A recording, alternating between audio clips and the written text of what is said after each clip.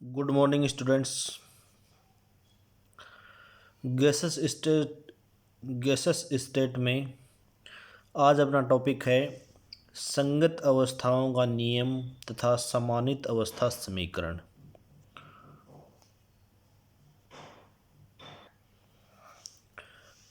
The law of corresponding states and reduced gas equation for state. Reduced gas equation of state. देखो, सबसे पहले तो समानित अवस्था समीकरण की ज़रूरत क्यों पड़ी? तो उसकी ज़रूरत यूँ पड़ी जब हम किसी आदर्श गैस के लिए जेड क्या है? PV/RT, ठीक है। और P में ग्राफ खींचते हैं, मतलब संपीड्यता गुणांक है, तो आदर्श गैस इसको इस तरीके से फॉलो करती हैं, ठीक है। लेकिन रियल गैस कोई ऐसे जाती है, कोई ऐसे जाती है, कोई ऐसे जाती है, मतलब समान रूप से फॉलो नहीं करती। मतलब वांडरवाल गैस भी सभी आदर्श गैसों के व्यवहार को समान रूप से समझाने में सक्षम नहीं है, क्योंकि इसमें देखो गैस ये H2 गैस ऐसे व्यवहार कर रही है और CO2 वगैरह मेथेन वगैरह ऐसे व्यवहार कर रही हैं। तो हमें एक नई समीकरण की ज़रूरत पड़ी जिसे हम बोलते हैं reduced gas equation of state, ठीक है। इसमें क्या करते हैं अपन, नॉर्मल टेम्परेचर, प्रेशर और वॉल्यूम को उसके क्रिटिकल टेम्परेचर से, टेम्परेचर को क्रिटिकल टेम्परेचर से, प्रेशर को क्रिटिकल प्रेशर से और वॉल्यूम को क्रिटिकल वॉल्यूम से डिवाइड कर देते हैं।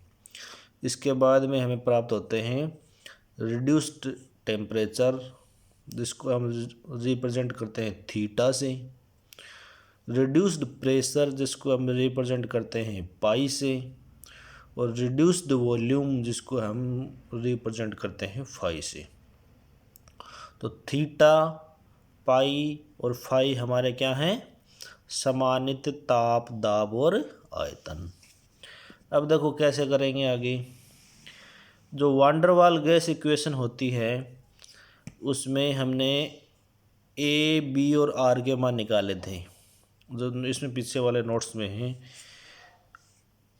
उनके मान को प्रतिस्थापित करना है, तो ठीक है। देखो P प्लस AN²/V² था, तो यहाँ पे A की वैल्यू रख दी, क्या होती है? PCVC², ठीक है। V-VC/3। B की वैल्यू क्या होती है?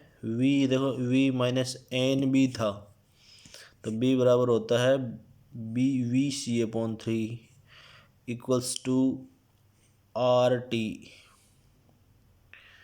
8/3 PCVC/TC, ठीक है। ये हमने A, B और V के मान, A, B और R के मान प्रतिस्थापित कर दिए। अब क्या करते हैं, इस समीकरण में दोनों ओर PCVC से भाग दे दो। देखो इसमें भाग देंगे तो P/PC 3VC²/V², ठीक है। VC से वैसे कैंसिल हो गया, PC से PC कैंसिल हो, फिर V/VC -1/3 इक्वल्स टू 8/3 T/TC, ठीक है। फिर आगे फिर सॉल्व करेंगे इसको, तो आएगा P/PC plus 3VC/V², 3V/VC -1 equals to 8T/TC।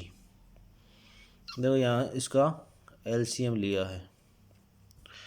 फिर क्या करेंगे, देखो P और PC क्या है? Reduced pressure pi plus 3VC²/V² क्या है? देखो V/VC होता है फाई, तो VC/V होगा 1/5² -3 φ-1 इक्वल्स टू 8T और TC हो गए थीटा। ये क्या है? समानित गैस अवस्था समीकरण।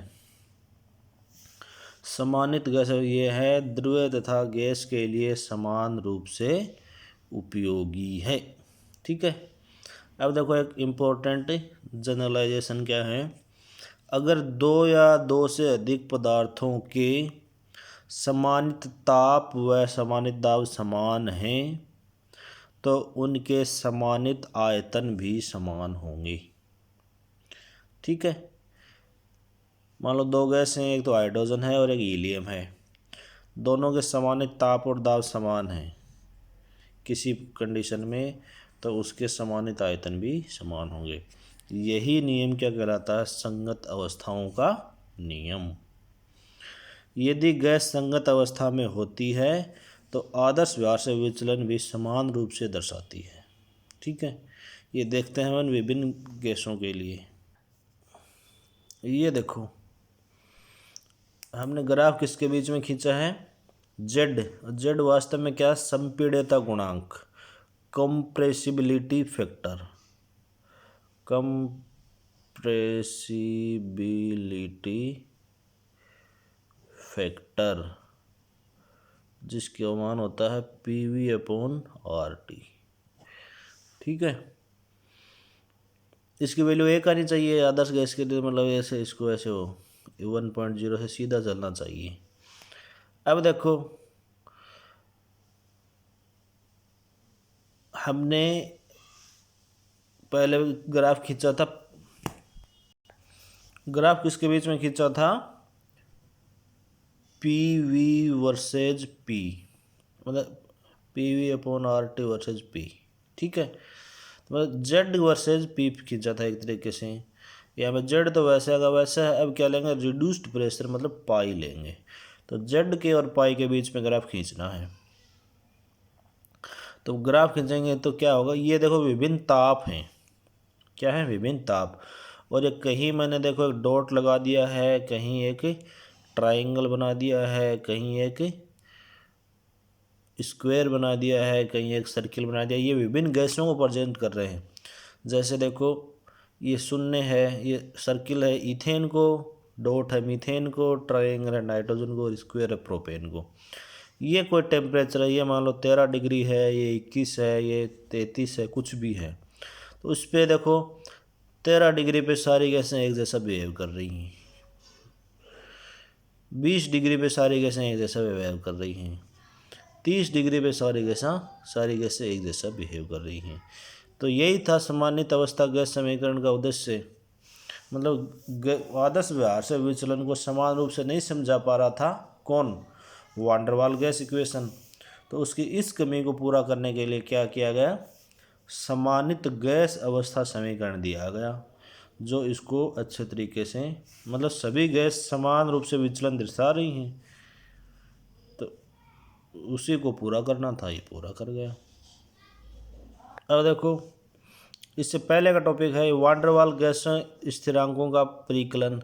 A बराबर PCV², B बराबर 1। तो ये तीनों के मान निकल गए। देखो, जो हमने आगे पहले पुट किए थे ना, A की वैल्यू ये, B की वैल्यू ये और